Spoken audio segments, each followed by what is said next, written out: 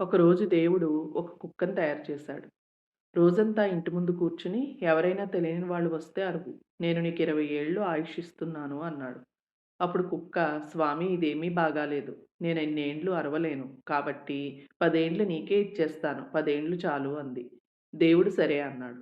ఆ తర్వాత రోజు దేవుడు ఒక కోతిని తయారు చేశాడు. దేవుడు నీ కోతి చేష్టలు చేస్తూ జనాల్ని సంతోషపరచు. 20 ఏళ్ళు ఆయుష్ ఇస్తున్నాను అన్నాడు. అప్పుడు కోతి, "ఏంటి కోతి చేష్టలు 20 ఏండ్లా?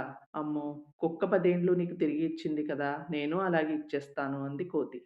దేవుడు సరే అన్నాడు. మరుసటి రోజు దేవుడు ఒక ఆవును తయారు చేశాడు. దేవుడు "నువ్వు రైతుతో పాటు కష్టపడి రోజంతా రైతుకు సహాయం చెయ్యి" అని 60 ఏండ్లు ఆయుష్ ఇచ్చాడు.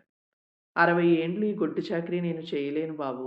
నాకు 20 ఏండ్లు ఇచ్చి మిగతా 40 ఏండ్లు మీరే తీసుకోండి అంది ఆవు. దేవుడు సరే అన్నాడు. తర్వాత రోజు దేవుడు మనిషిని తయారు చేశాడు. మనిషితో తిను, తాగు, ఆడుకో, పెండ్లి చేసుకో, నీ జీవితాన్ని ఆనందించు. నేను నీకు 20 ఏండ్ల ఆయుషిస్తున్నాను అన్నాడు. అప్పుడు మనిషి, ఏంటి 20 ఏండ్లేనా? నా 20 ఏండ్లతో పాటు ఆవు నీకిచ్చిన 40, కోతి, కుక్క ఇచ్చిన 20 ఏండ్లు, మొత్తం 60 ఏండ్లు అదనంగా కావాలి అని అడిగాడు. అప్పుడు దేవుడు సరే అన్నాడు.